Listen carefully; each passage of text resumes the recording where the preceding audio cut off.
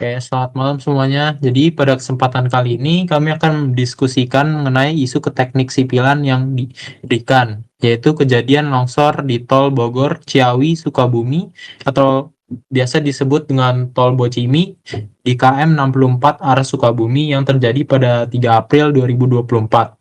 Sebelum kami mendiskusikan isu keteknik sipilan ini, kami akan memperkenalkan diri terlebih dahulu.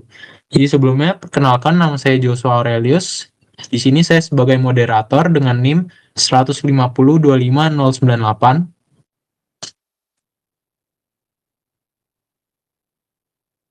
Kenalkan, nama saya Khalil Manjulur Rahman Ananda dengan NIM 150-25031. Nama saya Benadinus Paramadiarta dengan NIM 15025-042. Perkenalkan, nama saya Abian Hanif Nugraha dengan NIM 15025-104. Perkenalkan, nama saya Geoffrey Setiadi, NIM 150-25109. Oke, baik. Untuk mulai diskusi, saya akan masuk ke pertanyaan pertama. Pertanyaan pertama, apakah topik yang dibahas pada kasus tersebut termasuk dalam isu keteknik sipilan apa? Jadi menurut kalian gimana? Oke, kalau menurut saya sendiri ya, Jos, kasus ini tuh termasuk ke dalam beberapa bidang teknik sipil. Ya, salah satunya tuh yang paling jelas itu yaitu geoteknik.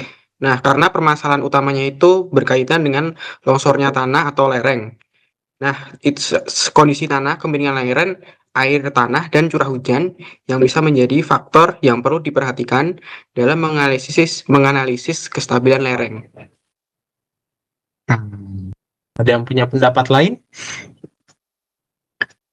Mungkin dari saya setuju dengan pendapat Arta tadi, tapi mungkin ada satu lagi bidang keteknik sipilan, yaitu tentang rekayasa transportasi, karena hal yang disinggung di sini longsor terjadi di jalan tol, yang mana ini bisa mengganggu arus yang berada pada jalan tol tersebut, apalagi jika longsor tersebut terjadi pada satu badan ruas jalan, seluruh ruas jalan tol tersebut pasti terpengaruh dari awal, dari hulu sampai hilir.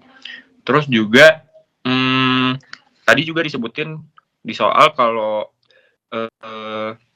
longsor ini terjadi di jalan tol yang pada waktu lebaran, jadi kayak volume kendaraan pada waktu tersebut tentunya lagi puncak-puncaknya gitu. Oke, menarik ya. Jadi nggak hanya cuma satu, tapi di kasus ini terdapat dua kelompok keahlian yang ada. Oke, baik. Selanjutnya masuk ke pertanyaan kedua. Informasi atau pengetahuan seperti apa yang harus tersedia supaya dampak yang akan terjadi dapat diperkirakan dan situasi tetap kondusif?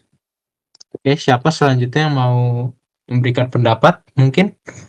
Kayaknya aku mau memberikan pendapat. Jadi, informasi supaya publik tuh nggak panik dan situasi tetap kondusif itu bisa dengan cara mengonfirmasi korban luka yang telah dievakuasi.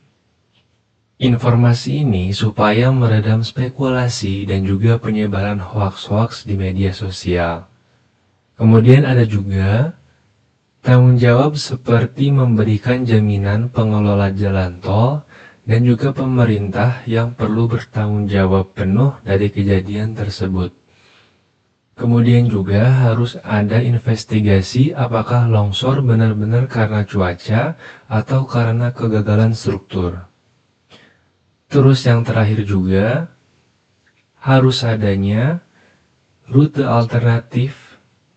Jadi disediakan pengalihan rute secara jelas yang bisa diakses supaya tetap lancar. Oke, menarik ya. Oke, jadi lanjut masuk ke pertanyaan ketiga, yaitu apa rencana atau rekayasa lalu lintas yang akan dilakukan agar kemacetan dapat diminimalisasi? Oke, mungkin dari pendapat aku sendiri itu, ya kan nggak mungkin nih mobilnya itu mogok semua tuh di jalan masuk tol. Mungkin dari pandangan aku sendiri itu, ya tentunya dibuka jalan alternatif dari Bogor dan juga ke Sukabumi.